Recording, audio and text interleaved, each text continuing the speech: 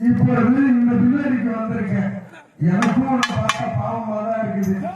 ஏன்னா முதலாம் குறும்பு அந்த வீட்டுக்கு கேளுன்னா ஏன்னா கையால் சும்மா இருக்காது. ஒண்டி குறும்பு வண்டி போல நான் உனக்கு சப்போர்ட் நீ என்ன செய்யணும்னாலும் நீ எதாவது செய்யணும்னாலும் ஆள் பரவாயில்ல எவ்வளவு இருக்கான். நீ அவனை செய்ய எதுவா என்கிட்ட வரவங்க ஏன் சரியில்லை. சரி அன்பா ஏன்னா இந்த வில்லேஜுக்கு வந்திருக்க இந்த வில்லுடைய பெருமை அவருக்கு தெரியாது.